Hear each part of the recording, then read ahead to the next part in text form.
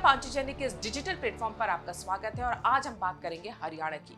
हरियाणा में मेवात के नूह में ब्रिज मंडल यात्रा पर कट्टरपंथियों के हमले के बाद हालात इतने बिगड़ गए कि क्षेत्र में कर्फ्यू लगा दिया गया। इंटरनेट सेवाएं बंद कर दी गई, स्कूल, कॉलेज, कोचिंग सेंटर्स बंद कर दिए गए। मीडिया में बताया जा रहा है कि दो समुदायों के बीच विवाद और पत्थरबाजी के बाद यहाँ पर हिंसा भड़क गई। यहाँ ये ध्यान देने वाली बात है कि मेवात का नूह मुस्लिम बहुल क्षेत्र है। पिछले कुछ सालों से लगातार वहां से इस तरह के समाचार आ रहे हैं कि मेवात अब मिनी पाकिस्तान बन चुका है। वहां रहने वाले हिंदुओं की हालत बांग्लादेशी हिंदुओं की तरह हो गई है। बड़ी संख्या में वहां रोहिंग्या और बांग्लादेशी मुस्लिमों को बसाया जा रहा है।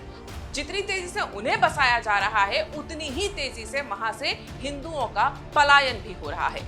हिंदुओं पर अत्याचार, जबरन कन्वर्जन, हिंदू लड़कियों का अपहरण, गौ तस्करी जैसे कई मामले ऐसे हैं जो आधिकारिक तौर पर वहां दर्ज हो रहे हैं और लगातार समाचारों में आते रहते हैं। ऐसे में ये भ्रम फैलाना कि दो समुदायों में विवाद हुआ और फिर हिंसा फैली, इसकी सच्चाई जानना बेहद आवश्यक है। नूह में हर साल ब्रिजमंडल जलाभिषेक यात्रा निकाली जाती है। ये कोई पहली बार नहीं निकाली जा रही थी और इस बार भी निकाली गई। इसमें गुरुग्राम से विश्व हिंदू परिषद और बजरंग दल के कार्यकर्ता भगवान शिव का जलाभिषेक करने के लिए नूह के नल्हड़ शिव मंदिर गए थे। अब यात्रा जैसे ही शिव मंदिर पहुंची, उस पर पथराव शुरू हो गए। तरीका वही था जो इन दिनों हिंदुओं के हर धार्मिक यात्रा के दौरान अपनाया जाता है। छतों पे पत्थर इकट्ठे किए गए थे और छतों से पत्थर फेंके गए।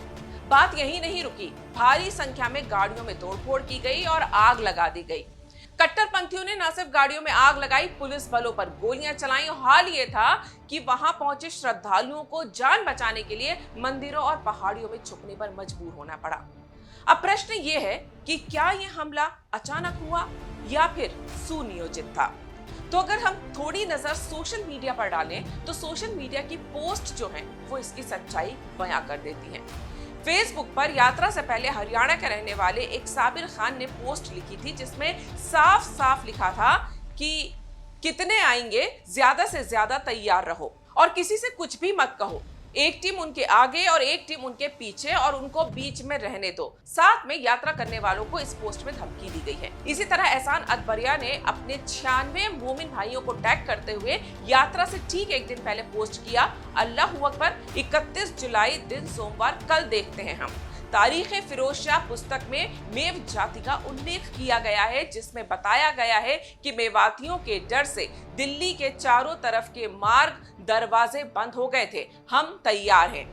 साथ में इसने मेवात का नक्शा भी लगाया है। ऐसे अनेकों पोस्ट मुस्लिम समुदाय के कट्टरवादियों ने यात्रा के पहले किए थे जो इस संदेह की पुष्टि करते हैं कि हिंदुओं की इस यात्रा पर किया गया यह हमला शायद सुनियोजित था। अब ये समझिए कि देश की राजधानी दिल्ली से मात्र 60 किलोमीटर दूर मेवात मुस्लिम बहुल क्षेत्र कैसे बना और क्यों इसे अब मिनी पाकिस्तान कहा जाता है। मेव जो है वो पहले हिंदू ही थे। मेव एक जाति है और अभी भी कुछ मेव हैं जो हिंदू हैं। मेवात का जो इलाका है वो हरियाणा, राजस्थान और उत्तर प्रदेश में फैला हुआ है। इनके अस्तित्व को लेकर भी कई तरह के मत हैं। कुछ लोग कहते हैं कि इनकी जड़ें ईरान में हैं, तो कुछ लोग कहते हैं कि ये मीणा जनजाति के हैं जिन्होंने इस्लाम कबूल किया था। 14वीं शताब्दी में तुगलक वंश के समय मेवात के लोगों को जबरन मुस्लिम बनाया गया। फिर भी ये लोग कई वर्षों तक अपनी पहचान बचाने में सफल रहे, लेकिन 15वीं शताब्दी से 16वीं शताब्दी के बीच में कई चरणों में इन्होंने भारी संख्या में इस्लाम अपनाया। लेकिन 1920 के बाद मजहबी संगठनों ने इन लोगों को अपने रंग में रंगना शुरू कर दिया। ऐसा भी कहा जाता है कि उस समय कुछ लोग इन्हें जरायम पेशा यानी वो जाति जो अपराध करके पैसे कमाती है वो कहते थे। अब क्योंकि मेव हिंदुओं को कन्वर्ट करके मुसलमान बनाया गया था तो इनका रहन सहन, रीति रिवाज हिंदू पद्धति के ही थे। ऐसे में इनमें कट्टरता पैदा करने के लिए 1926 में तबलीगी जमात का इस्तेमाल किया गया। इस कन्वर्जन के विरोध में आर्य समाज ने शुद्धि और संगठन आंदोलन भी चलाया था, लेकिन तबलीगी जमात लगातार इनके दिलों में कट्टरपंथ का जहर घोलती रही और ये भी कहा जाता है कि वो आज भी यही काम कर रही है। स्थानीय लोगों की माने तो जमात के लोग आज भी गांव-गांव घूमते हैं और मुस्लिम युवाओं को जिहाद और लव जिहाद के लिए उकसाते हैं। जब पाकिस्तान की मांग उठी तो मेवाती मुसलमानों ने भी इसका समर्थन किया था और यही वजह थी कि बंटवारे के समय 1947 में मेवात के मुसलमान पाकिस्तान जा रहे थे। ऐसे माहौल में इन्हें भारत में ही रोकने के लिए गांधी जी 19 दिसंबर 1947 को झरसा गांव गए। गांधी जी ने एक सभा की और मेव मुसलमानों से भारत में ही रुकने का विनम्र आग्रह किया। गांधी जी ने जो भाषण उस दिन दिया था वो प्रकाशित हुआ है संपूर्ण गांधी वाङ्मय के खंड 90 के पेज नंबर 252 पर। गांधी जी ने मेव मुसलमानों के सामने इस सभा में कहा कि मुझे ये कहा गया है कि मेव करीब करीब जरायम पेशा जाति यानी अपराध करके आजीविका चलाने वाली जाति की तरह है। अगर ये बात सही है तो आप लोगों को अपने आप को सुधारने की कोशिश करना चाहिए। इसके बाद गांधी जी ने कहा कि मुझे उम्मीद है कि आप मेरी इस सलाह पर नाराज नहीं होंगे। केंद्र सरकार से मैं ये कहूंगा कि अगर मेवों पर ये आरोप यानी अपराधी होने के आरोप सही हैं, तो भी इस दलील के आधार पर उन्हें निकाल कर पाकिस्तान नहीं भेजा जा सकता। मेव लोग भारत की प्रजा है, इसलिए सरकार का ये कर्तव्य है कि वो मेवों को शिक्षा की सुविधा देकर उन्हें बसाने के लिए बस्तियां बनाकर अपने आप को सुधारने में मदद करे। गांधी जी के विनम्र आग्रह और सरकार पर बने दबाव की वजह से मेव मुसलमान पाकिस्तान नहीं गए। फिर इसी शाम को गांधी जी ने दिल्ली के बिड़ला भवन में अपनी प्रार्थना सभा में जो कहा वो भी संपूर्ण गांधी वाङ्मय के खंड 90 के पेज नंबर 254 पर दर्ज है।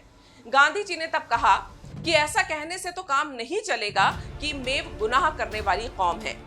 गुनाह करने वाला कौन है और कौन नहीं ये कौन जानता है? क्या जो लोग गुनाह करते हैं क्या उनको आप भारत से बाहर निकाल देंगे, यहाँ से निकाल देंगे या मार डालेंगे? तुम यहाँ से चले जाओ ये कहने से तो काम नहीं हो सकता। इनको यानी मेव मुसलमानों को सुधारना चाहिए और अच्छी शिक्षा देनी चाहिए। जो शराफत का रास्ता है वो इनको बताना चाहिए। गांधी जी की अपील पर मेव मुस्लिम भारत में ही रुक गए, लेकिन इसका नतीजा क्या हुआ ये जानना भी जरूरी है। एक दौर था जब मेवात में हिंदू और मुस्लिमों की संख्या लगभग एक समान थी, लेकिन 2011 की जनगणना के मुताबिक लगभग 20% ही हिंदू वहां पर बाकी रह गए हैं। ये आंकड़े भी 12 साल पहले के हैं। स्थानीय लोगों की माने तो आज के समय में ये संख्या 8% से ज्यादा नहीं रह गई है। हिंदू परिवार या तो पलायन कर चुके हैं या फिर कन्वर्ट होकर मुस्लिम हो गए हैं। पिछले कुछ साल में मेवात में दलित हिंदुओं की हत्या की भी कई घटनाएं समाचारों में आई हैं। इस क्षेत्र में कन्वर्जन, हिंदू लड़कियों के अपहरण, गौ तस्करी की घटनाओं की जानकारी आप इंटरनेट पर देख सकते हैं। आज हाल ये है कि हिंदुओं को अपनी धार्मिक यात्राएं करने पर हिंसा झेलनी पड़ रही है। कानून व्यवस्था को लेकर मेवाती मुसलमान क्या सोचते हैं और उनका रवैया क्या है, इसे इसी से समझा जा सकता है कि अभी जो ताजा हिंसा हुई है उसमें 2 होमगार्ड्स की मृत्यु हो गई और कई पुलिस वाले बुरी तरह घायल हो गए हैं। प्रश्न ये भी है कि अगर ये 2 समुदायों के बीच विवाद से उपजी हिंसा थी तो हजारों हिंदू श्रद्धालुओं को वहां से सुरक्षित निकालने के लिए पुलिस को सुरक्षा चक्र क्यों बनाना पड़ा? उन्हें एक एक करके क्यों निकालना पड़ा? सुरक्षा क्यों देनी पड़ी? पुलिस प्रशासन भी इस क्षेत्र में हिंदुओं की धार्मिक यात्राओं को सुरक्षा क्यों नहीं दे पाता? भारी संख्या में हिंदुओं को यहाँ से पलायन क्यों करना पड़ रहा है? गौ तस्करी के पीछे मंशा क्या है? क्यों कोई भी हिंदू अपने आप को इस क्षेत्र में सुरक्षित महसूस नहीं करता है? और शायद इसीलिए ये कहा जाता है कि मेवात भारत के अंदर बसा एक मिनी पाकिस्तान है। आपको हमारे वीडियो कैसे लगा? आप अपनी राय हमें कमेंट बॉक्स में जरूर लिखें और हमारे इस चैनल को सब्सक्राइब भी करें। धन्यवाद।